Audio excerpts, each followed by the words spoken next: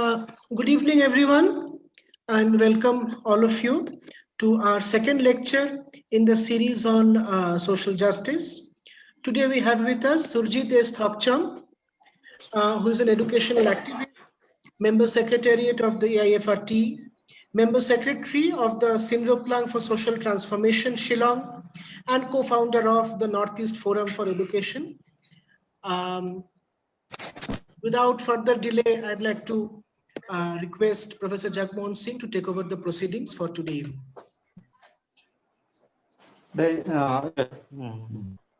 ഇതിൽ ചെയ്യാം. ഒന്ന് പറയുന്നത് ഫാക്ടറി റീസെറ്റ് ചെയ്യാം പഴയ ഫോണിന്. ഫാക്ടറി റീസെറ്റ് ചെയ്താൽ പക്ഷേ എന്തെങ്കിലും അപ്ഡേറ്റ് ഉണ്ടെങ്കിൽ അതുകൂടെ ഇളകി പോകും. പിന്നെ അത് മുഴുവൻ ഇൻസ്റ്റാൾ ചെയ്യാനായിട്ട് നെറ്റ് വേണം. എന്താ നമ്പർ കിട്ടും. ഞാൻ അതിനായിട്ട് I think you'll have to mute.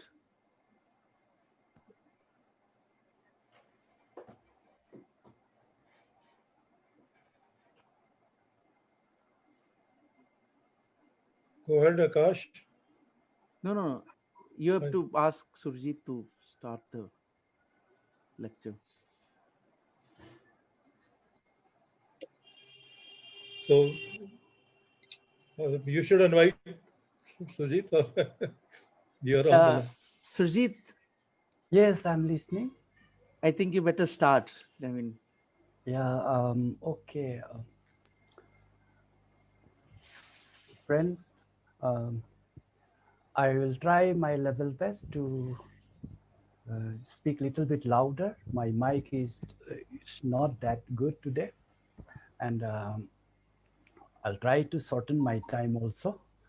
We are already late, and I'll start it with a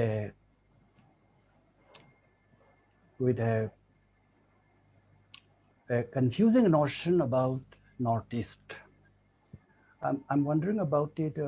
Will we be able to use the slide, or shall I slide?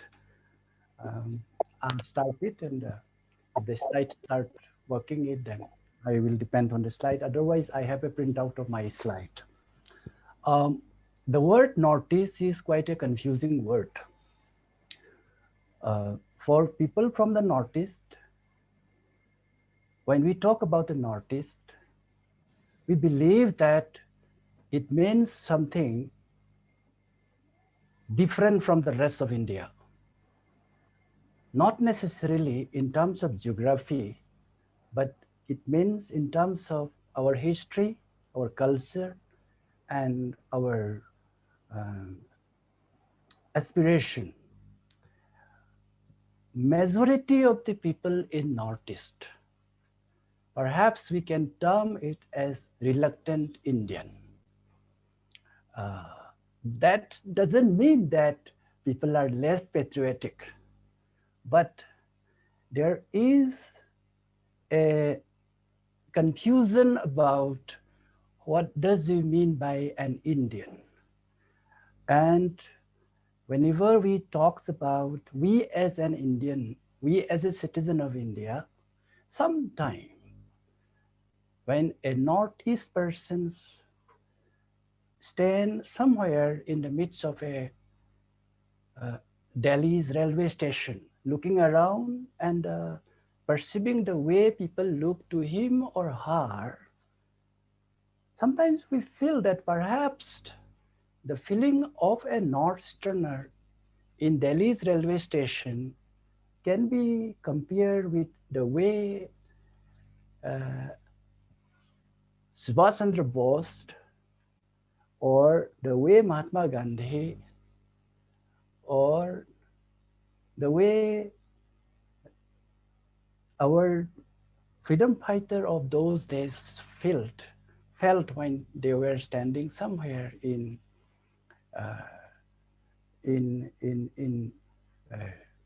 London, and specifically the way we feel when we are in metros is something that we are forced to make ourselves a distorted being from within, and in the process we are compelled to become a dichotomous person. And one of the issue of education must be to resolve this dichotomy and to create space to convert a reluctant Indian into an enthusiastic Indian. I will not go more in details about this notion. I would like to look to Northeast India from three phases of the history. The first phase is colonial Northeast. The second phase is post-colonial period. The third phase is post-liberalization, privatization, and globalization.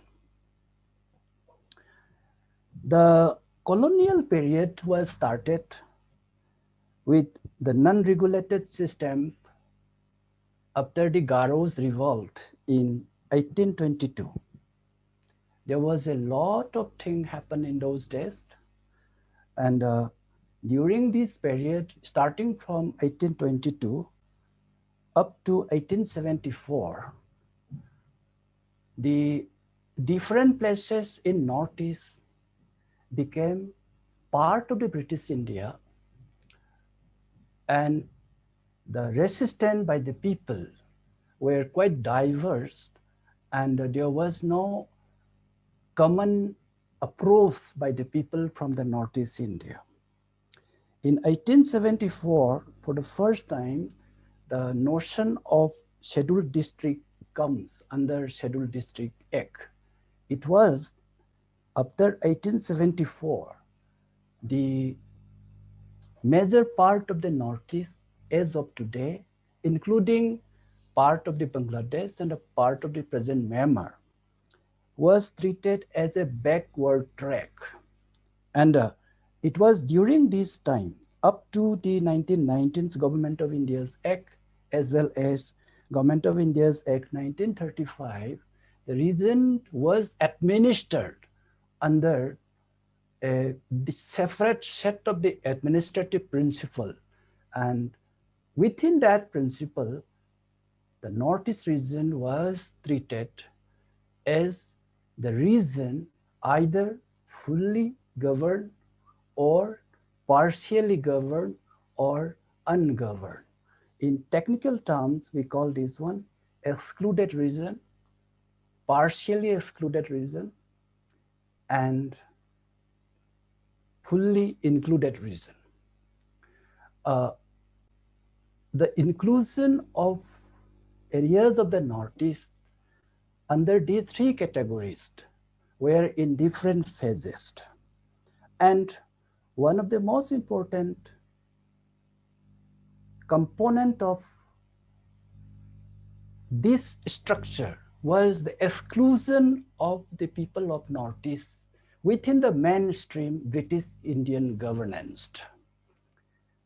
When India got independence, and in 1947, the Government of India constitution order was given, there was a perception for majority of the people of the Northeast that since during the British period, it was unadministered. When British was given independence to India, the status of being a place that was not governed by British India, but it was governed by the traditional systems of governance with certain degree of protection given by the British India must be continued. And the Government of India was following a completely different approach than that of the British. So the unadministered, partially administered, and the fully administered region of the Northeast India was within a period of 2 years, including the princely state. They became a part of India, and the process of merging to the Indian state, the negotiation was not peaceful. It was mostly by use of military might, including the princely state of Manipur and the princely state of Tripura. So there was a historical juncture where people became a part of India, not necessarily because of voluntary submission or because of the willingness to become a part of India, but somehow people felt that they were forcibly became part of India, and that inertia still exists. After independence, there was a period of comparatively neglected region. Like if we look into the Northeast, the partition in the western side of India was overemphasized, and the partition in the eastern side, particularly in the border area of Northeast region, was completely ignored. The partition in the eastern side, particularly in the Northeast, was a very, very emotive partition. A part of the Naga village was in India, and a part of the Naga village was in Myanmar. A part of the Meitei village was in India, part of the Meitei village was gone to Myanmar. Part of it comes to Bangladesh, in those days, East Pakistan, and a part of it was in India. So the partition of the eastern part of India was quite emotive, and it was completely ignored. Then comes Indo-China War, and we all know the attitude of the Jawaharlal Nehru, and there was a time that the people of the Northeast was likely to be say goodbye to the rest of India. It happened. And after that, during the 1970s, 71, 72, 73 onward up to 80s, the states were reorganized in the Northeast, and the Indian states' policy of resolving conflict in the Northeast was never taken as a process of engaging people to resolve the crisis.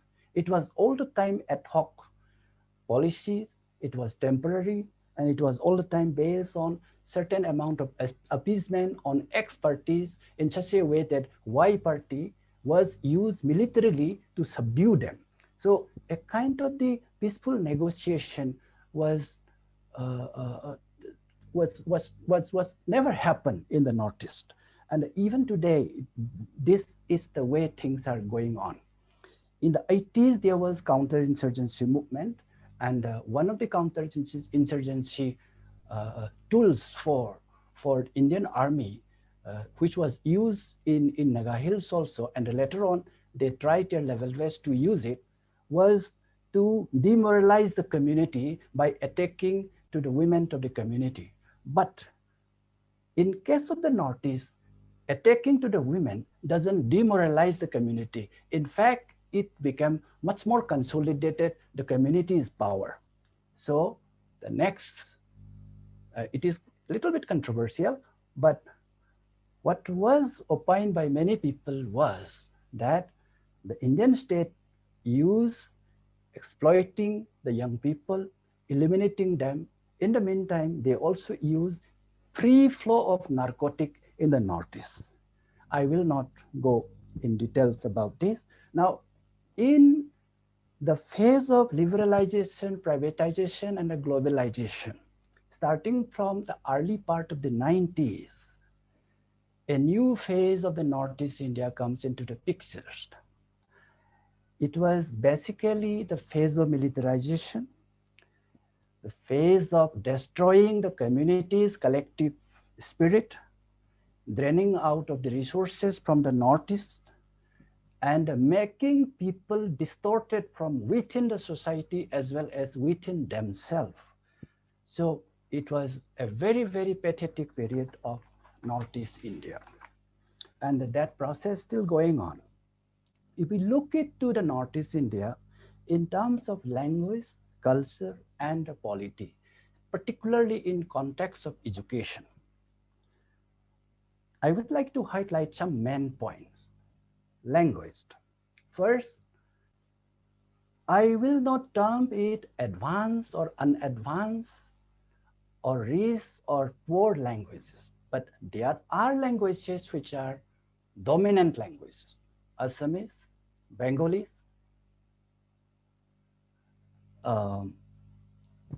Manipuris, these are Nepalese, these are dominant languages. And the language politics in the Northeast was not for promoting one's own language. It was all the time for taking political mileage of hegemony and dominance.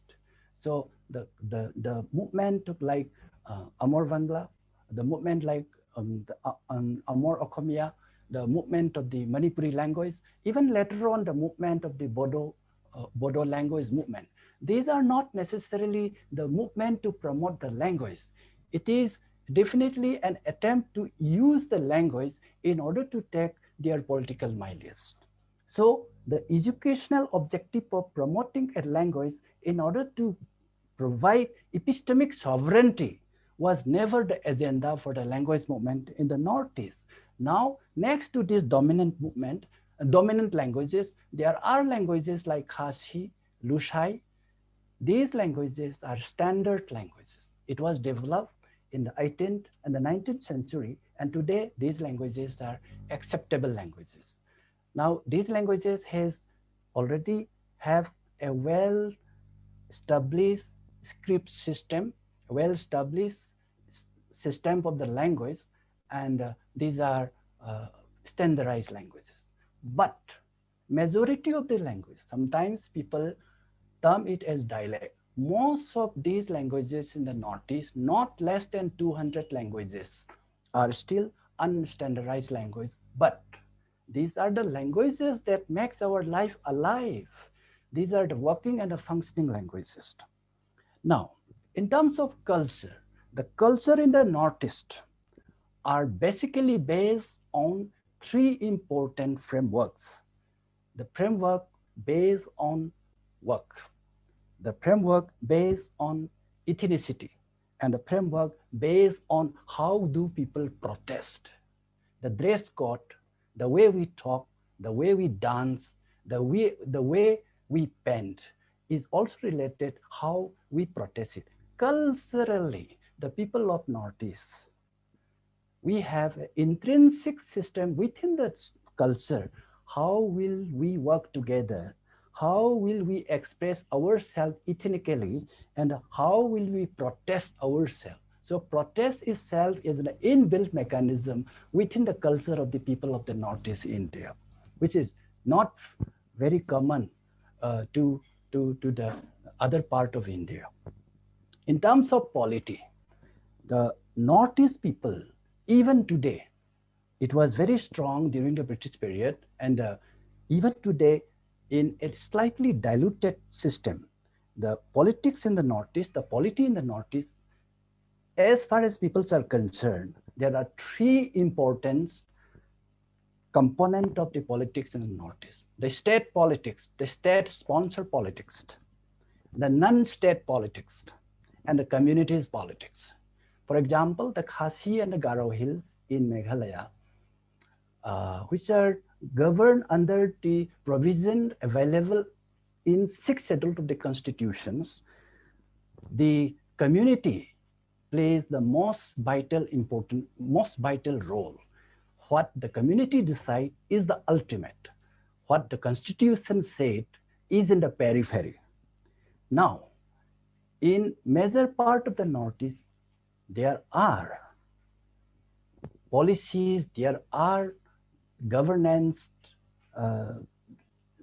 procedure, there are practicing policies which are not necessarily initiated by the Indian state nor by the community, but by the non-state actors. When we say non-state actors, it can be a civil service organization, or it can be somewhat, sometimes you call it literally underground people. So these three polities still plays a very, very important role in educational process. Banning of the Hindi in Manipur was done by the non-state actors. Starting schools in Meghalaya, in Tripura, in Nagaland, in Manipur, in Assam was all the time done with a community initiative. And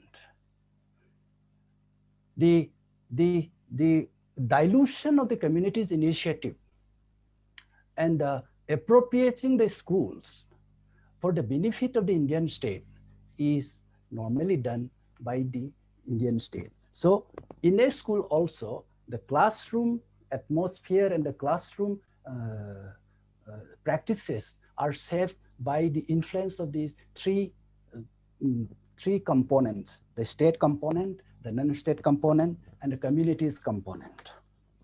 Now, if we go to the educational structure, I would like just to highlight some very important factors.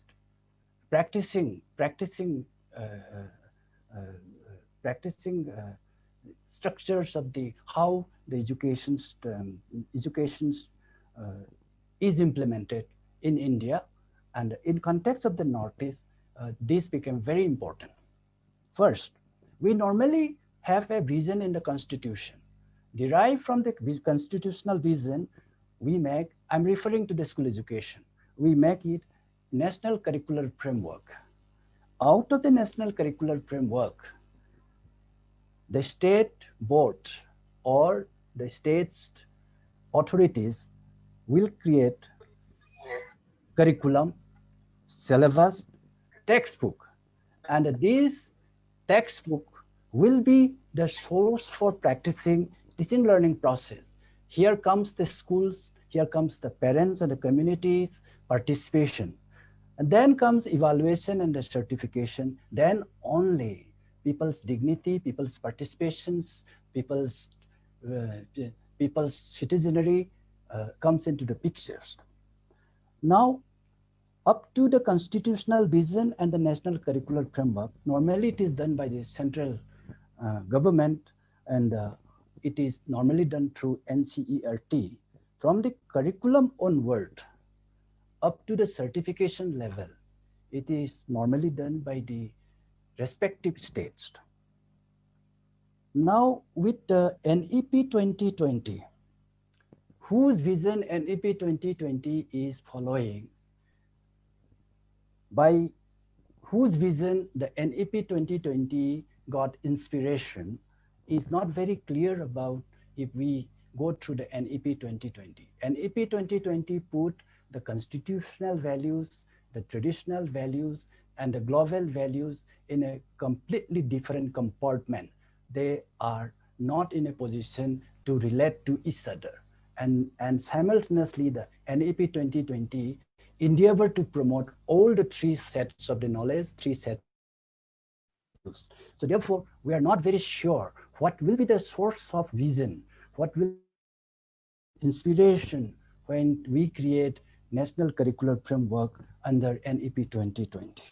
Now, under NEP 2020, the framework, the curriculum, the syllabus, textbook, the teaching learning materials, the evaluation and the certificate, and the school governance and the teachers, school teachers promotion, their merit incentive, all will be decided under General Education Council of Higher Education. Means there will be nothing to do in the state level. So this degree of centralization is what NEP 2020 endeavor to fulfill it. And under these circumstances, will there be any possibility of Northeast to exercise anything in the field of education in such a way their long due unfulfilled constitutional aspirations have certain amount of space for fulfilling that. Now, marginalization, alienation, trivialization, and ignoring the vital issues are something that NEP 2020 promotes in context of the Northeast. Now, if we look at marginalization of history, language, and the community's potential is visible in NEP 2020. NEP 2020 alienate the community from the state. NEP 2020 proposed the people children to alienate from their resources, be it historical resources or physical resources or be it transformative resources. Whatever the resources available in the present society, they try to alienate from the people. Now, the people's aspiration of the Northeast, the political issues of the Northeast people, and the ongoing crisis in the North are all trivialized. It doesn't take it seriously. It is superficially situation where the upper class of the society can spend time hobnobbing all these issues of resolving the crisis. In NEP 2020, there is a complete absence of social justice. There is a complete absence of epistemic sovereignty. And there is no space for exercising the plural ethos. What are the tools and the recommendation in the NEP 2020 in order to marginalize, alienate, trivialize the issues, problems, and the challenges in the Northeast? I would like a little faster. I just want to highlight some from NEP 2020. First, for the children from 0 to 8, there is a provision for creating national and a pedagogical framework for early childhood and the care to education, and from 0 to 3 also. Second, there is a structure of 5 plus 3 plus 4 in the school system. I will go ahead without to the details of it. Perhaps I will come back again in the later slide. The curriculum and the pedagogy, what is in the hand of the education ministry? There is nothing to be done by the state. The state government is simply a paper tiger here. Implementation of the National Curricular Framework of ECCE will be done jointly by the Ministry of Education, Ministry of Women's and Child Development, Ministry of Health and Family Welfare, Ministry of Tribal Affairs. There is nothing to be done by the state government. Of course, the SCERT of the state may perhaps use it in such a way that it must be supervised by the NCERT, and they have to report to the state governments. Now, there is a mission of National Mission Foundational Literacy and Numeracy. Now, the National Mission National Literacy and Numeracy, perhaps we can also equate it as a means for equalizing education to literacy. This also will be implemented. There is no role to be played by the state government. Digital infrastructure for knowledge sharing and online education, both is a centralized project. And now, as far as social justice is concerned, there are two important aspects comes into the picture. First, children's going to school is not necessary to enroll or to include their name and their gross enrollment ratio. If we look to the new notion of what does it mean by educating children, now in NEP 2020, it is divided into twofold. One is the mainstream education. The second one is children in the multiple part. In multiple part, there are online education, open schooling, homeschooling for the severely disabled children, and the vocational education. Now, the vocational education for the school children, if we read it together, if we read in conjunction with the Child Labor Act, which was formulated in 1986 and amended in 2016, and the rules and regulation was framed in 2017. That means a child who doesn't have a school timing can be legitimately a child labor. So therefore, a child under online education or a child under open schooling is definitely a potential child labor under the NEP 2020. Now, there is, if we look into the chapter 3, section 4, it clearly says that for those children whose infrastructure and for whom the permanent teacher is not necessary, then quality question is also not to be considered. Now, there is a new narrative in the NEP 2020, and it has a direct impact to the people of Northeast. It creates a new narrative of the people of India, the historical deprivation and the contemporary realities of the people of the Northeast will now be erased with a new term called socially economically disadvantaged group, SEDZ. So there will be no reservation, and everything will be based on merit, merit-based outcome, merit-based incentive. Very interesting. When the NEP used the term like 21st century skills, we sometimes think that 21st century skills may perhaps be related with computer, with artificial intelligence, with coding, with something like robotic. But NEP 2020 in chapter 11.1 clearly state that the 21st century skills means the medieval Indian Sanskrit knowledge system. Now, NEP 2020 clearly says that we will try to restore the dignity of the teachers. When we talk about this dignity of the teachers, what does it mean by the dignity of the teacher? Right to subdue, right to subjugate, right to act upon the freedom of the children, and right to claim the unbridled authority to the teachers, what we call the children supposed to submit to the teachers, and teachers are the giver of the knowledge. That is what we call the restoring the dignity of the teachers. Now, teachers is equal to guru. Coming back to the three language formula and the whole notion of the bilingualism and simple Sanskrit simple standard Sanskrit and Sanskrit through Sanskrit, all these formulations will force the people of the Northeast to forget their language and now learn Hindi, Sanskrit, and English. And very surprisingly, the foreign languages are for knowledge, for global knowledge.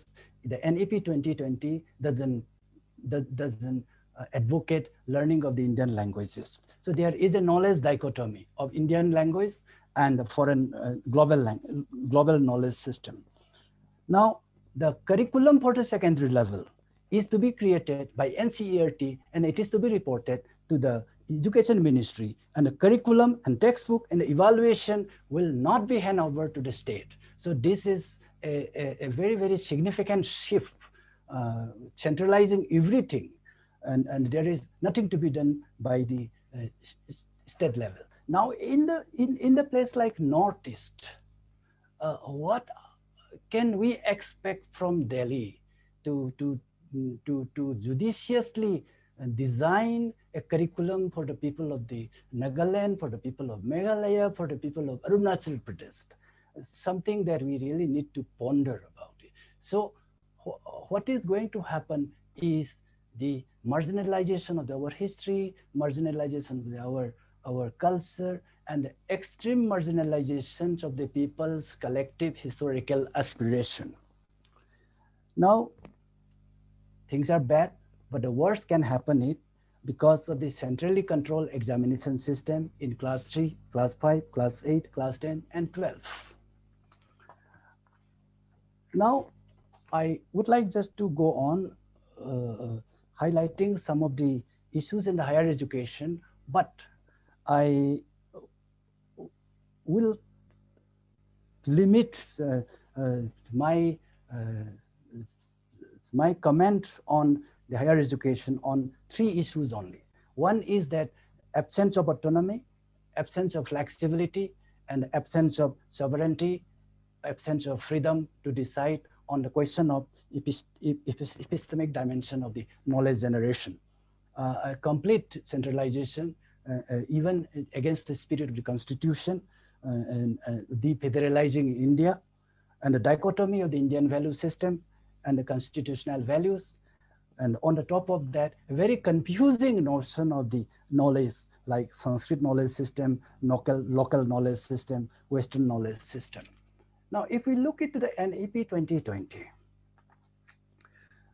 there is no space for the people to participate in any part of the educational process, be it policy making or be it the preparations of the reading, writing materials, or be it the governance of the school education. Everything will be centrally controlled. Now, in a situation like this, marginalization, alienation, and the trivialization is very much obvious. What shall we do now? For suggestion, I would like just to push forward. First, we must reject NEP 2020, and we must demand for a common school system through neighborhood schooling. Secondly, we must democratize education in all levels. Then, particularly for the people of the Northeast India, we must demand epistemic sovereignty if political sovereignty is not viable. And we also must try to build up an alternative framework of development. With this, I would like just to quote line from Khalil Gibran: "You can muffle the drum, you can loosen the string of lyre, but who shall command the skylark not to sing?" We shall overcome. Thank you.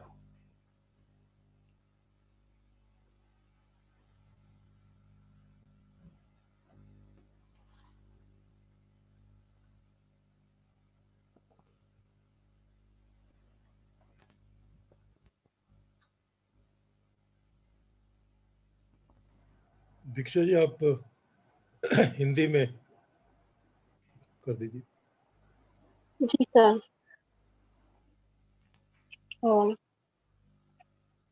Good evening everyone.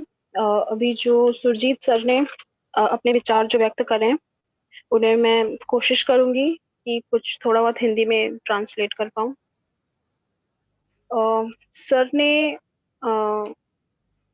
बहुत ही अच्छे तरीके से north east कैसा रहा है और कैसा है और उसकी क्या हिस्ट्री रही है उसको काफी अच्छे से प्रेजेंट किया है। सर ने नॉर्थ ईस्ट की हिस्ट्री को 3 पार्ट्स में हमें समझाया कि वो कॉलोनियल पीरियड में कैसी थी, फिर पोस्ट कॉलोनियल, और उसके बाद ये जो ग्लोबलाइजेशन का दौर आया, प्राइवेटाइजेशन का दौर आया, न्यू लिबरलिज्म आया, इस दौर में कैसे नॉर्थ ईस्ट शेप हुआ।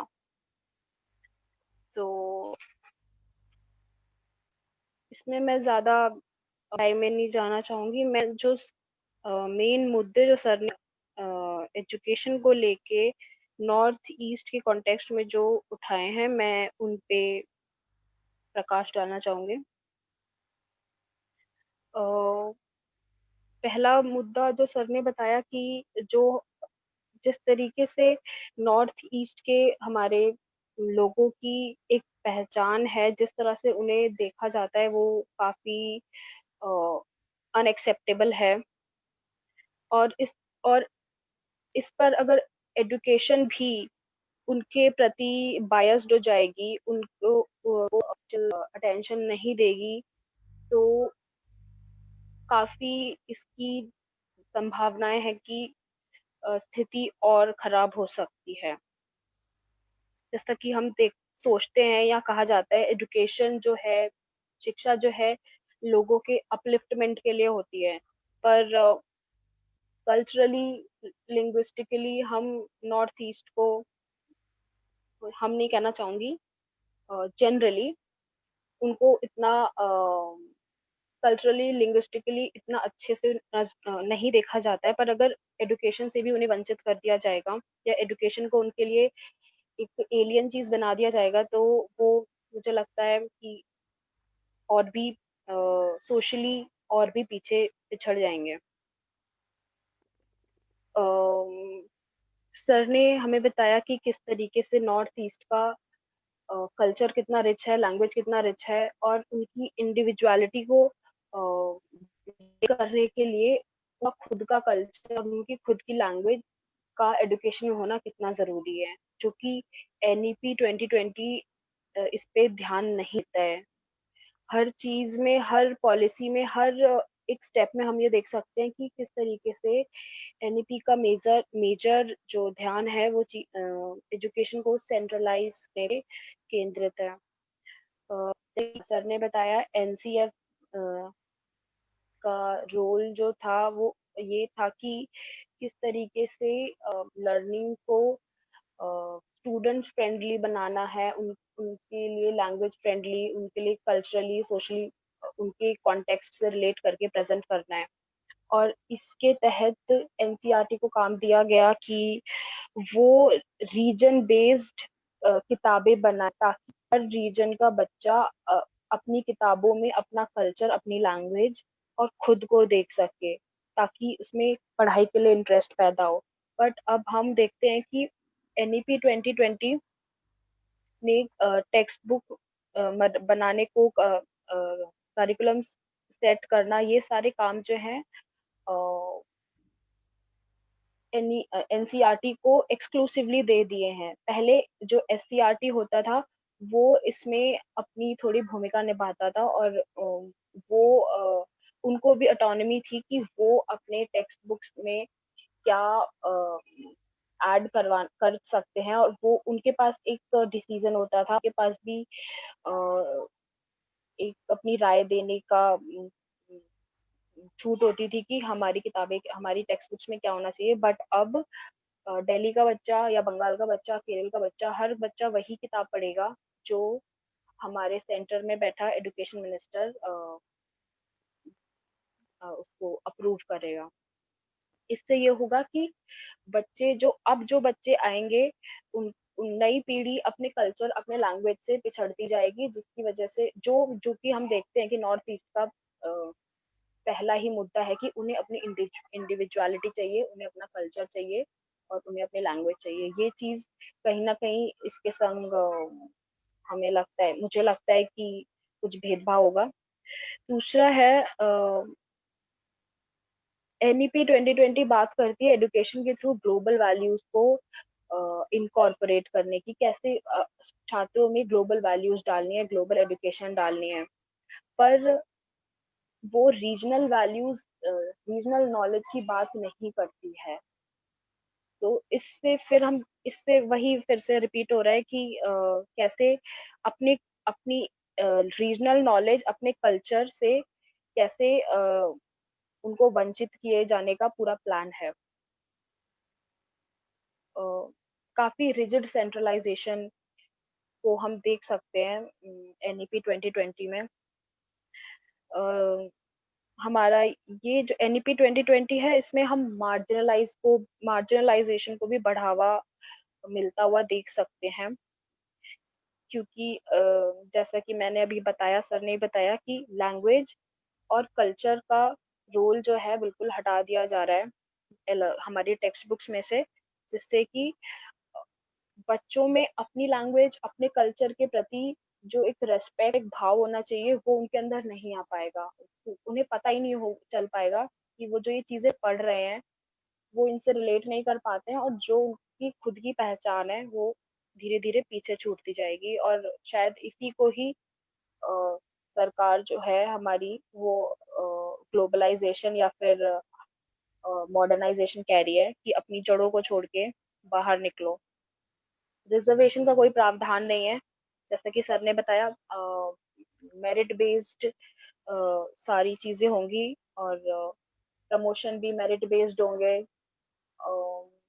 तो एक बहुत ही बेसिक नीड थी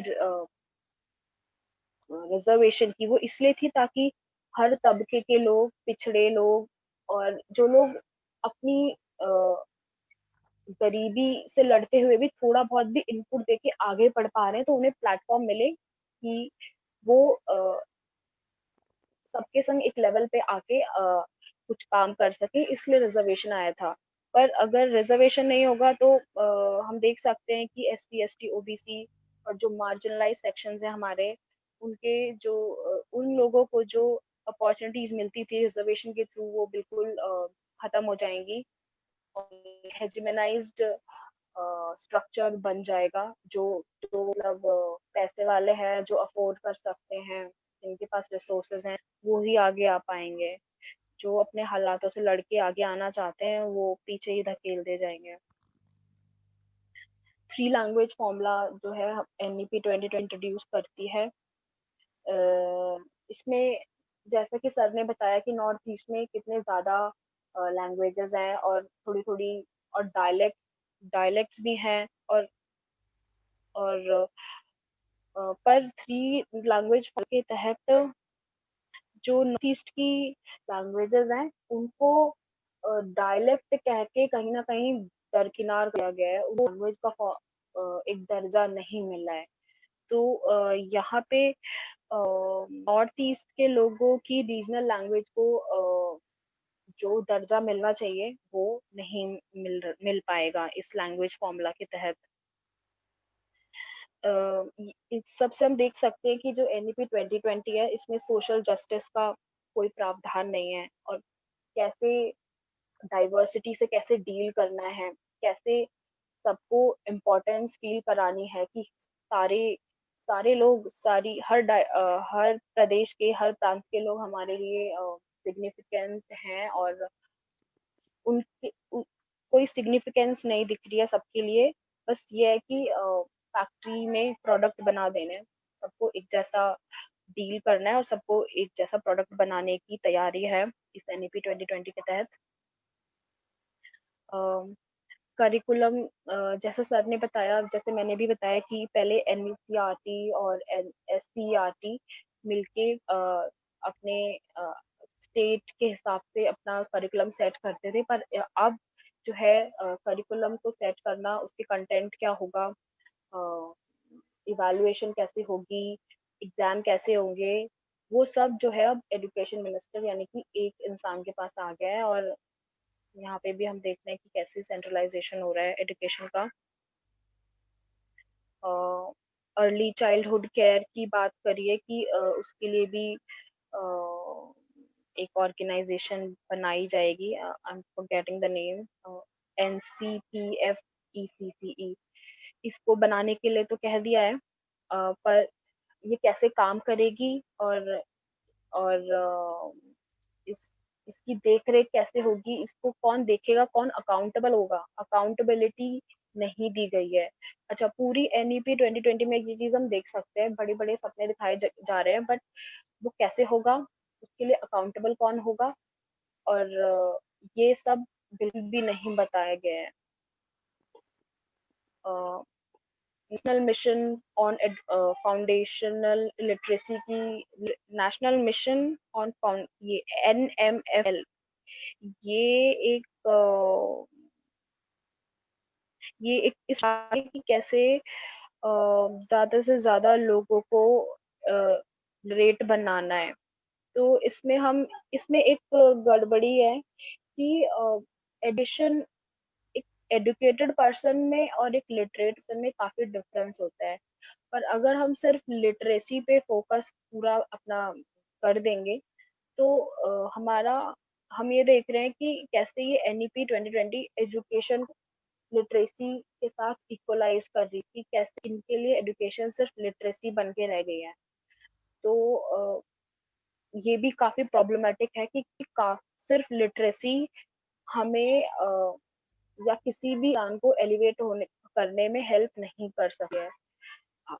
एक अच्छा एजुकेशन सिस्टम वो है जो अपनी भावी पीढ़ी को एडुकेट करने में उसका मेजर फोकस हो। सिर्फ लिटरेट कर देना इसको हम एडुकेशन नहीं कह सकते। और जब हम अपने सिटीजन्स को, अपने पॉपुलेशन को जब हम ह्यूमन रिसोर्स बनाने की बात करते हैं, हम ये सोच सकते हैं कि सिर्फ लिटरेट लोग किस तरीके का रिसोर्स बनेंगे। सिर्फ लिटरेट लोग ये लिटरेसी को सिर्फ बढ़ावा देने का एक ये हम हिडन एजेंडा देख सकते हैं कि कैसे वर्किंग क्लास, लेबर क्लास को मेंटेन रखना है।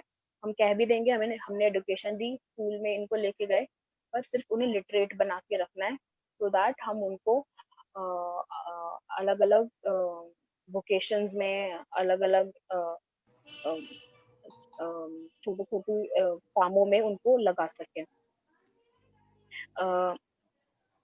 NEP 2020 दो टाइप के एजुकेशन की बात कर रही है, मेन स्ट्रीम एजुकेशन और इनफॉर्मल एजुकेशन। इनफॉर्मल एजुकेशन जो इवनिंग टाइम एजुकेशन होगी, शाम को जो स्कूल चलते हैं, ऑनलाइन एजुकेशन होगी, और 37वीं के बाद, 8वीं के बाद जो वोकेशनल एजुकेशन दी जाएगी, वो ये सब चीजें, ये सब इनफॉर्मल एजुकेशन में आ गए हैं। अब इससे हम देख सकते हैं कि मेन स्ट्रीम एजुकेशन तो स्कूल्स में चलेगी, दिन में चलेगी, और जो लोग अफोर्ड कर सकते हैं, पैसा भर सकते हैं, उनके लिए हो गया। पर जो इनफॉर्मल एजुकेशन होगी, उसकी क्वालिटी क्या होगी, इसका कोई बखान नहीं है।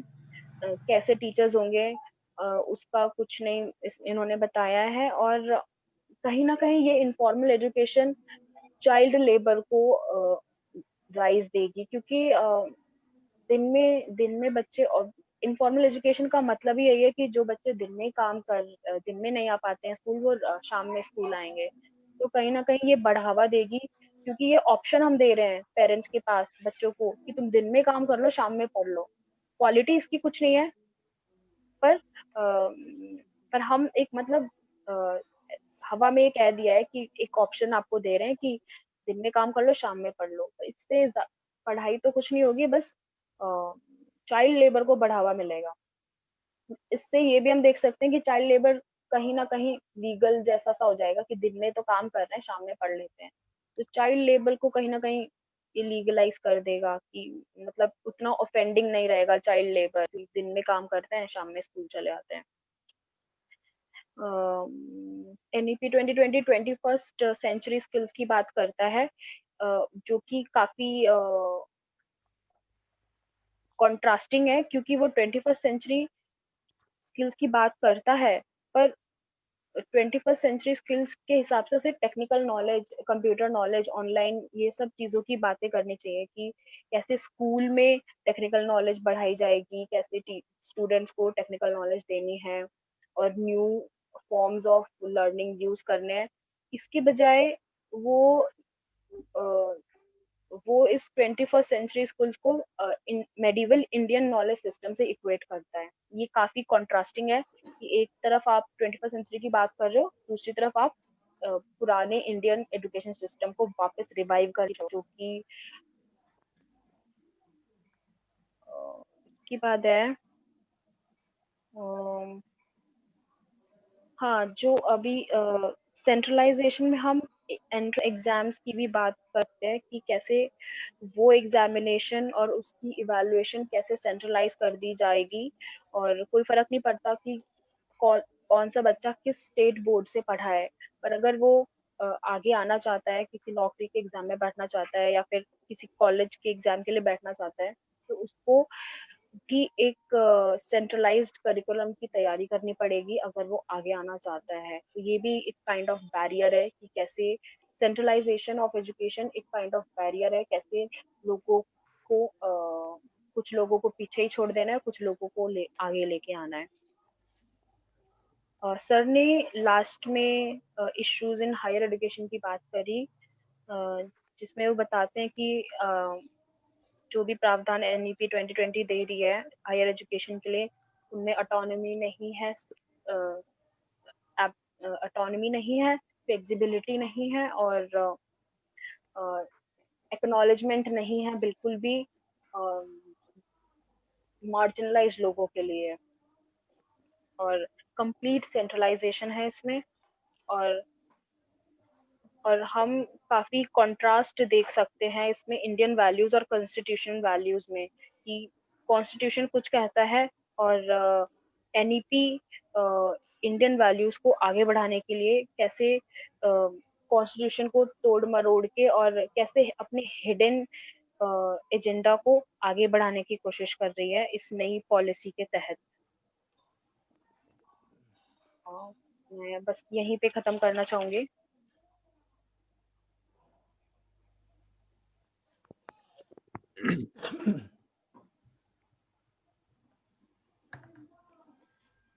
Okay, thank you, Diksha, for a wonderful translation, and thank you, Surjit, for a thought-provoking lecture. We may now, I think, go to the question-answer sessions, and of course, I request Akash to read the questions that come either on the Zoom chat or on the Facebook. And I mean, some of us can also unmute and ask questions in the meantime. I mean, I just want to flag two questions to start this. Surjit, first is like in the, I mean, the rest of India, of course, we have been seeing the way trade in education is, I mean, the tendency to convert education into a tradable commodity is becoming a big issue. So when we think of the Northeast, what do we observe? What kind of situation do we find in the Northeast? Secondly, in many ways, of course, you have touched upon this aspect, the second aspect that I'm going to raise. Still, it is a missed part of your lecture, so forgive me for that. But what do we, what is your take in terms of its majoritarian politics in specific reference to religion? If you could elaborate a bit more on that, in case you did not do that during the course of a lecture. I heard most of it, but 5 minutes I somehow lost. So in case you had not done that, otherwise I will retrieve it from the recording. So, I mean, these are the two from my side. Then Akash can read, rest or others can, those who are on the Zoom platform can unmute and ask their questions or write it in the chat box and you can respond. Yes. Yes, Dr. Gupta. So for now, I don't think there are any questions on either the chat box or in Facebook. There are a set of comments which I can read out. Before that, just if I may add to what Dr. Vikas Gupta asked, yes, I think it's a very important issue, the question of majoritarianism, given the way a certain organization has been spreading itself in the Northeast massively in the recent past. The question I want to add to this is also this point about epistemological sovereignty. I'd like your thoughts, on whether you think this epistemological sovereignty is relevant and important for, say, specific areas with a specific tradition, history, and culture, or is it something which we can say is desirable for all states, in the spirit of federalism? That is my question. I ask this because we tend to reinforce, I think, sometimes certain so-called zones of exception in the way we make our demands, in the sense that the Indian state has designated certain areas as, not so mainland, and questions of epistemological sovereignty seem to come up from there. Although I sometimes feel it's relevant for all regions, probably. Anyway, this is. I'll stick to my task now, which is to read out other people's comments. Okay. Suhas Kolhekarji has written that he agrees we must reject the NEP and we should draft a people's education policy, drafting one for each state of the region with your friends who work in education. That's a request which he has made to you for the quote unquote Northeast region in particular. So would you like to respond to these one by one, or should I just read out the comments over here first? There are another 3 or 4. Yeah, please read out first, then after that we Okay, can. okay. So Suhas Kulekar ji has continued inviting you to the Jivan Shalas in Narmada Valley. Um, the Bal Mela Children's Annual Event with games and art and cultural presentations by the Narmada Valley's children from the tribal villages. Madhuprasad ji has also made a comment. That the idea that education is the crux of sovereignty of the people is a total eye-opener. It's a most important frame within which we can conceive of learning and freedom.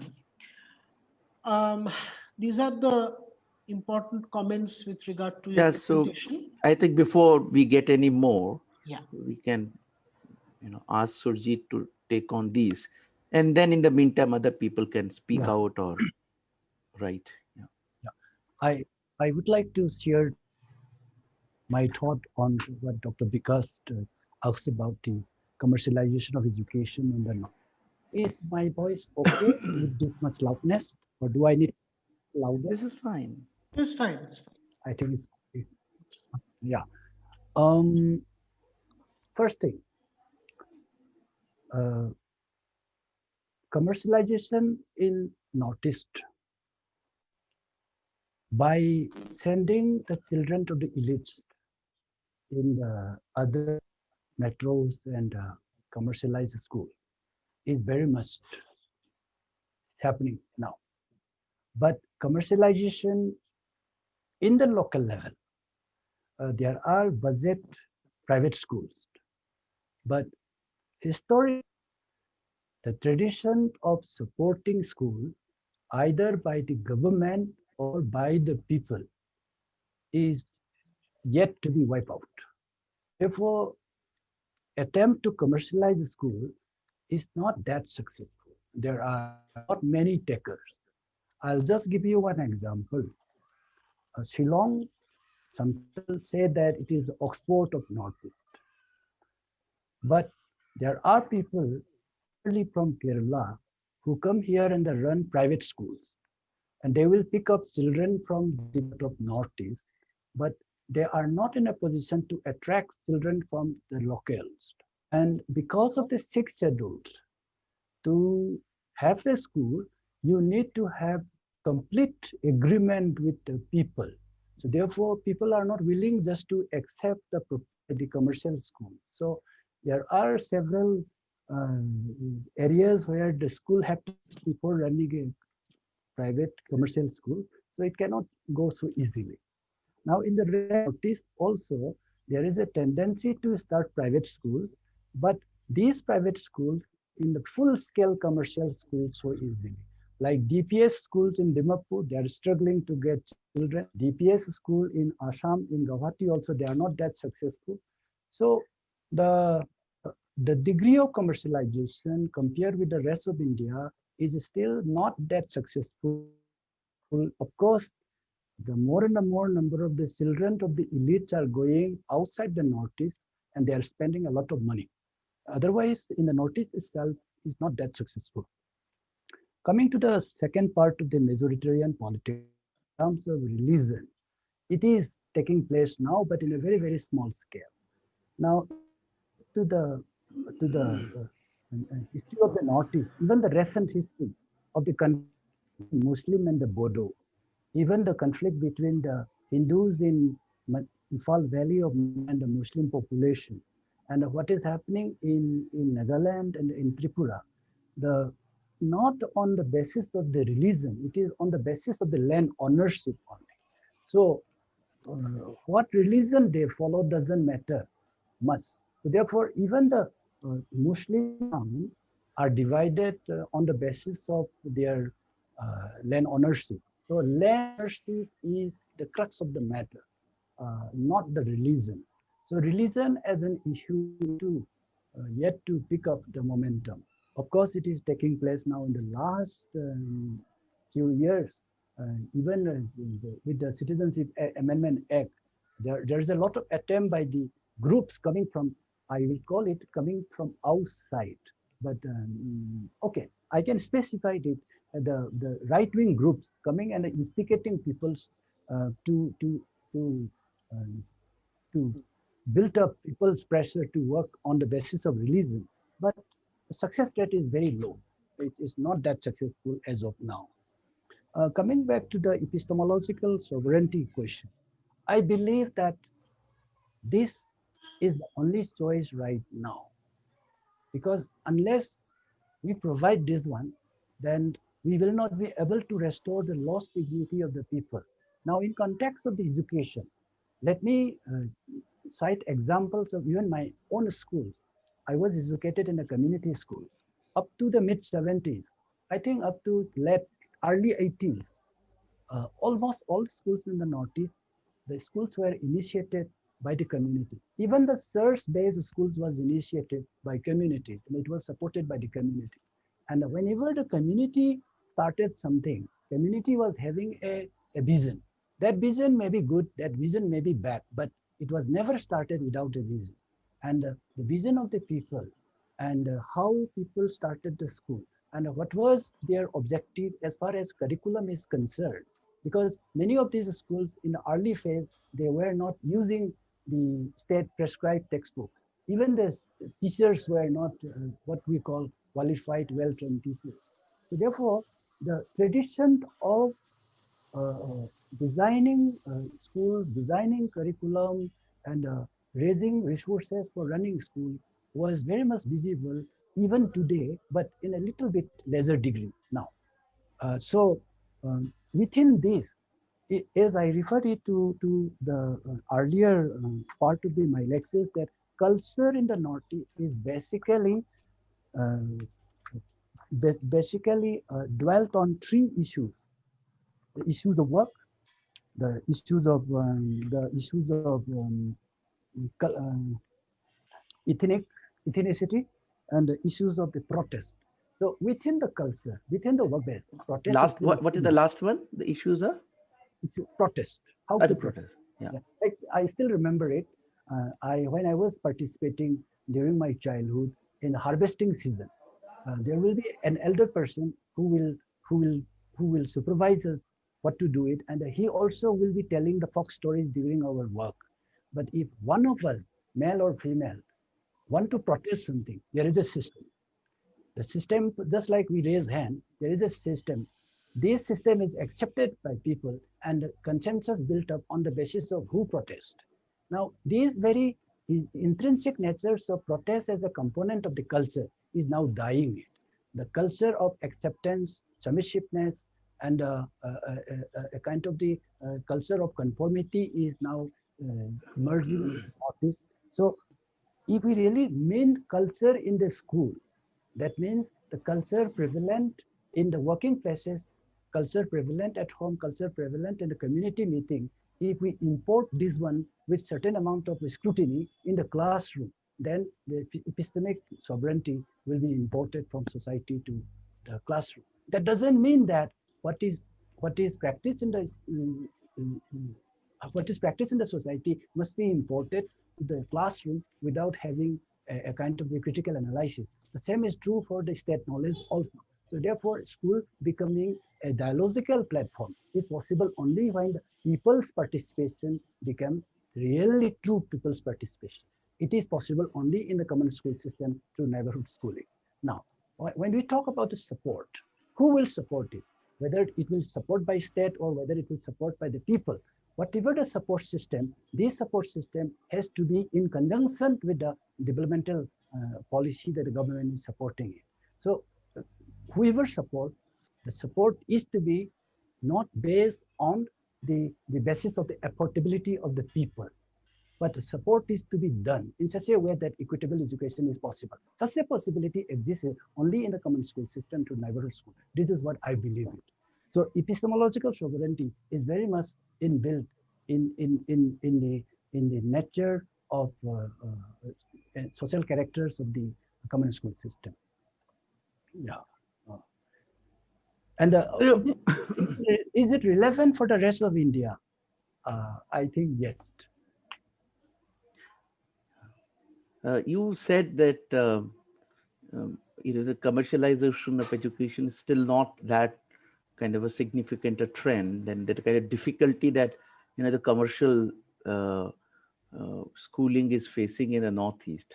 So I mean, should we not put it the other way, that the commercialization has also started making inroads into the systems of education in the Northeast? Because everywhere, I think even in the rest of the India, they would have faced initially difficulties, until the government schools were strengthened, or the aided schools, of different communities were stronger. They faced the difficulty, but then gradually they destroyed, the community-based or government, arrangements of system, and then they became successful. So you understand what I'm saying, na? That I agree. I agree, but there is a plus point in the Northeast because of the special provision, like 6th schedule, provision for Nagaland and for Arunachal Pradesh. The community's space for making decision is still very, very. So even for allotting a plot of land for a private school, they have to convince the community, and the community's interest cannot be.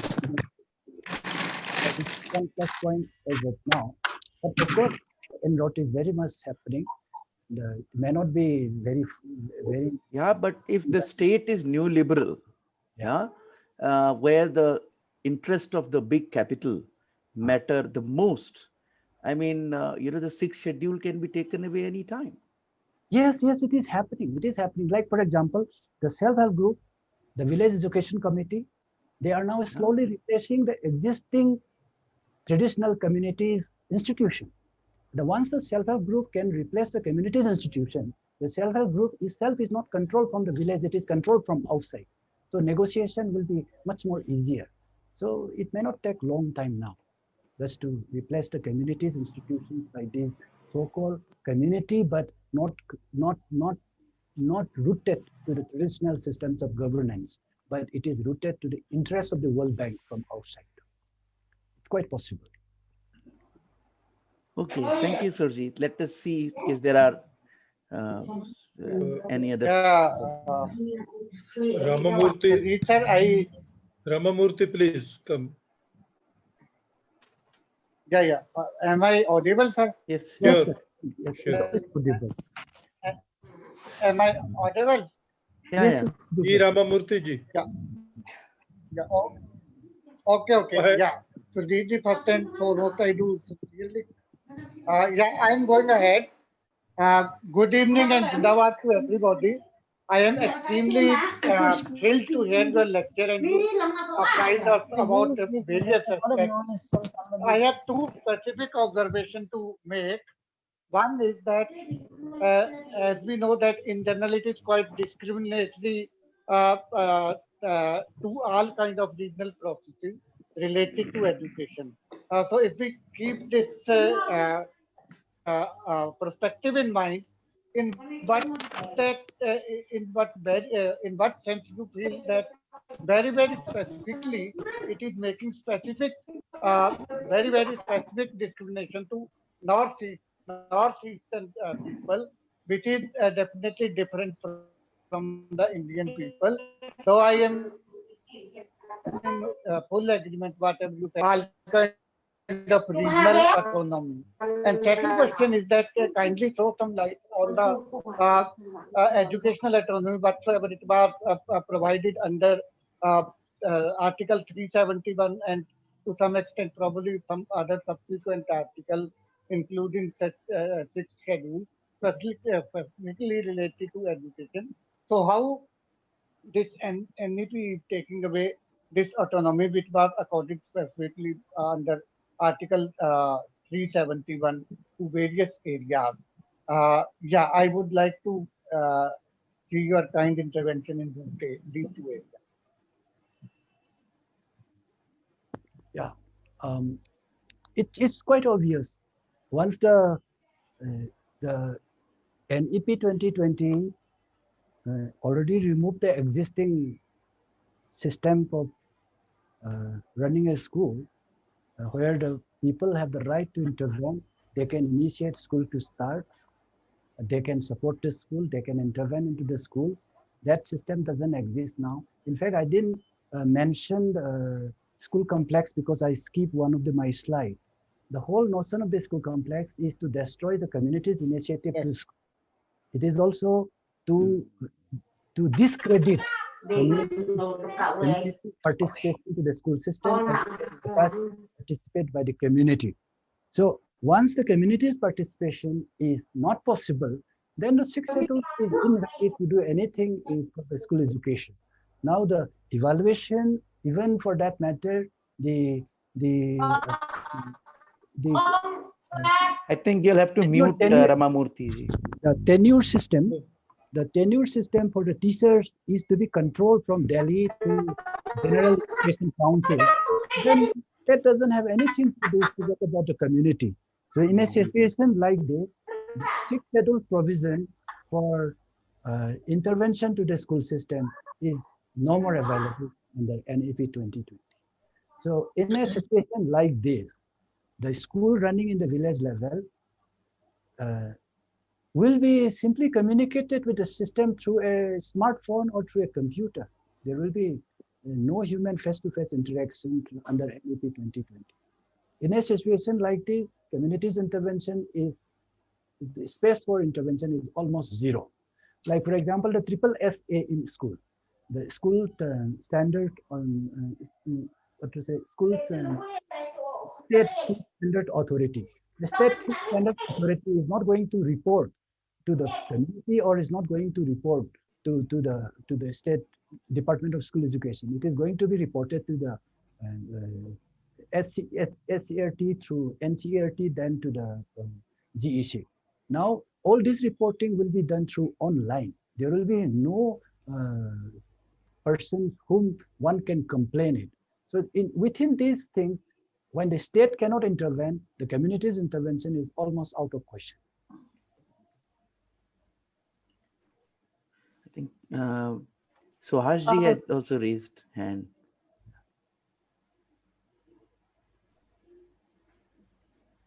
If nobody else. I believe that the education system in any society reflects that type of society the community wants, and that's how our traditional systems, the way you describe, are excellent. NEP 2020 is trying to do the same thing. The only thing what they want is the total Adesh accepting, most obedient servants without any critical thinking to be produced just to serve the multinationals, transnationals. So the only way is to reject the NEP 2020 because still the federal structure, to whatever extent it is there, the states should be able to take this decision. And we must demand for that. No center can impose education policy on any states because it is a concurrent. So I think in the Northeast, it is all the more important to mobilize the communities and insist, and we'll join you. The same thing in even our states, we will try. I agree. In the post-liberal liberalization phase, the community's participation has been diluted a lot. The coming of the first NEREGA, then after that self-help group, now village education committee, village employment committee, joint forest management, and there are other ample examples of trying to destroy the community's institutions and replace by a externally controlled mechanism of community institution. So if things keep going on like this, in fact, demanding an alternative school education must also be associated, must also go hand in hand with demanding an alternative framework of the development and asking to stop all these microcredit activities, joint forest management, and all sorts of the anti-people. The Gram Sabhas can reject the joint forest management and have their own CFRs. That is done in many states in India. I can share some documents with you. No, that may happen, but it doesn't happen everywhere. And when the money comes, things change it. And especially in Meghalaya, it's very unfortunate that joint forest management happened, that if it is going to be taken over by the government next year, then the people cut the trees this year, so that the forest become a kind of the a forest without trees. Then only the joint forest management will take it over. So, but even then, there is in fact, in Meghalaya, Nagaland, Mizoram, 90% of the forest area is under community. The community manages. The tradition is so strong to preserve the sanctity of the forest. So this is happening, but my worry is that with these incoming institutions funded by World Bank and UNDP to destroy the community's institutions, things may not be very far, that the community institutions will be replaced by the externally controlled community institutions. In a situation like this, then things are not that hopeful. So time for us to... That is the agenda, not the education is not this government's agenda at all. Yeah. Therefore, the whole concept of the education movement tying up with the other movement for land, jungle, zamin, this is a must right now. If we cannot do that, then so join NEPM. Yes, yes. Yeah, all the issues together. Right. Surjit, yes. If I may ask a question, you see, when we talk of the community and we talk of the rest of India, yeah. I have a little disagreement with this, that you see the rest of India has already faced this problem, which the Northeast is now facing under neoliberalism, and that therefore we will have the same kind of process occurring in the Northeast. But I wish to point out that the community in the rest of India, as we call it, I presume we do not mean tribal areas in this, along with the Northeast, but the rest of India has this problem of caste. The community is not homogeneous.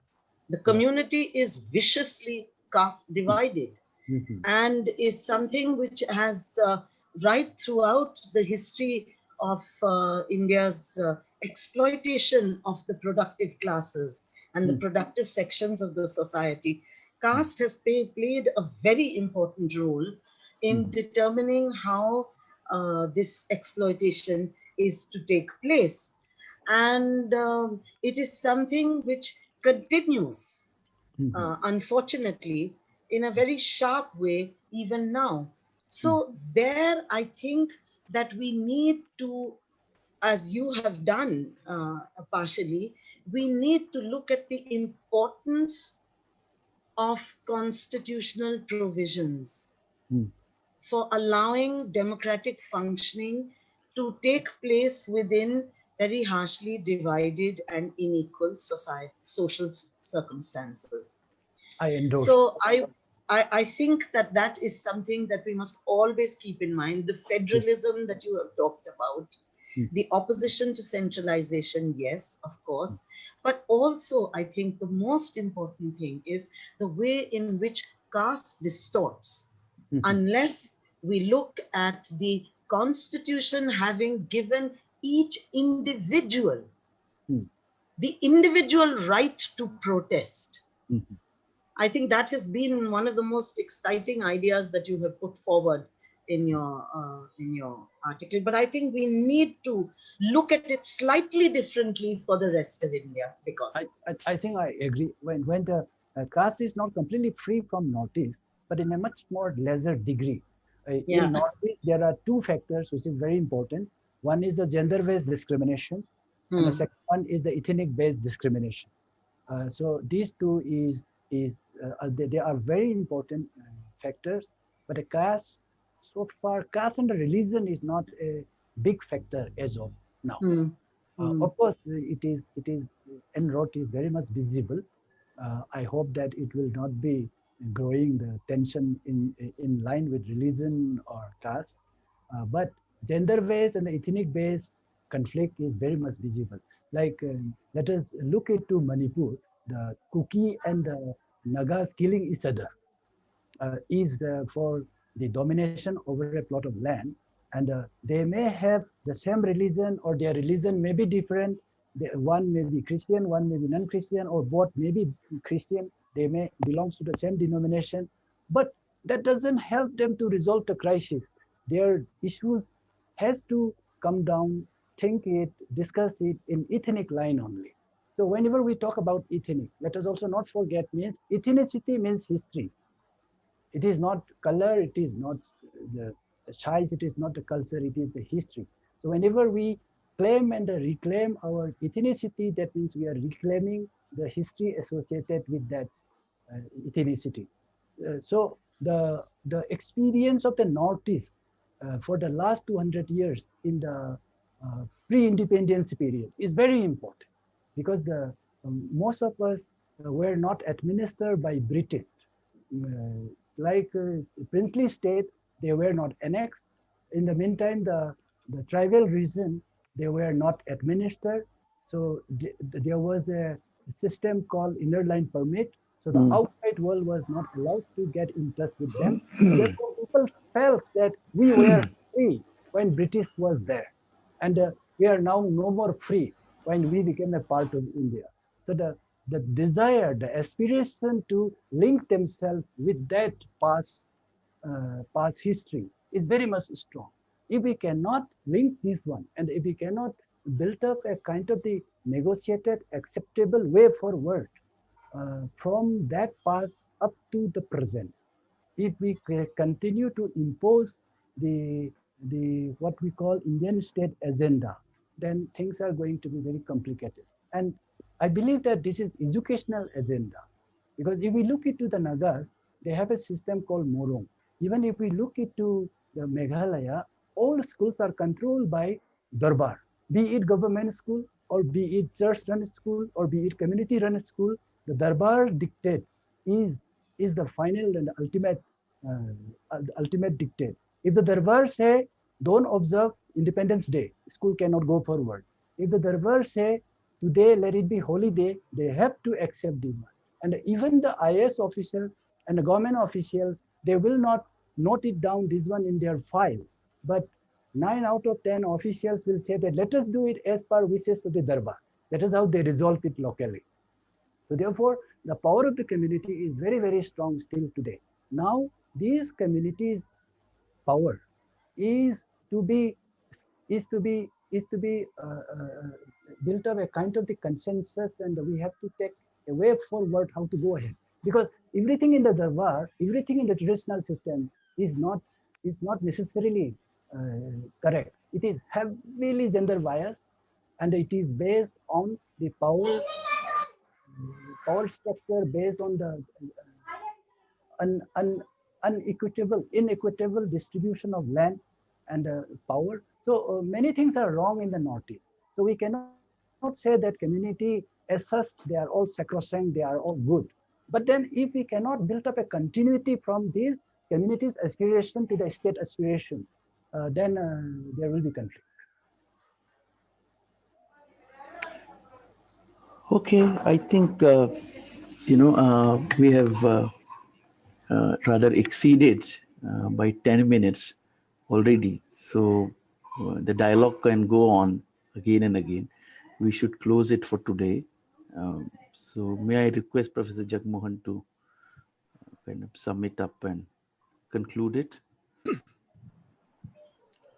I must congratulate Surjit for putting it a very exciting and in a very clear manner the feelings which are there, and rightly saying that there is a past which and that past which has been built by the colonization is which really works on it. But I was reminded that there is a recent book by Raghuram Rajan, where he says that the crisis of the current capitalist system or whatever it is, the new is that they have destroying the community, the third pillar of stability. That is, there is a market, there is a government, and there is a community.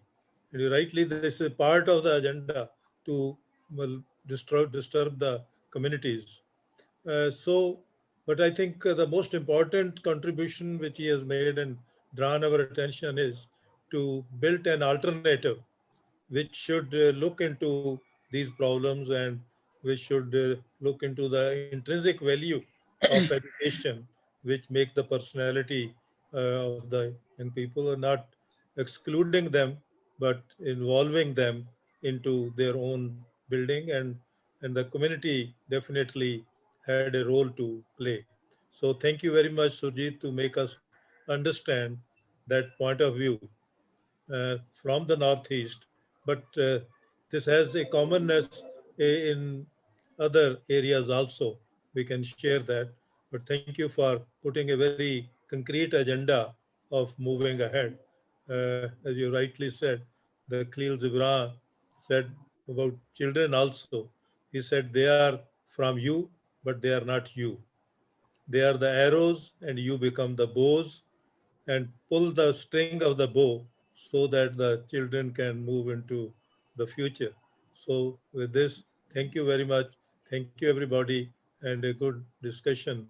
And particular thanks to our translator, uh, Diksha, as well as our webinar committee, which has started this second series on the social justice aspect of the NEP 2020. Thank you very much. With this, we now close the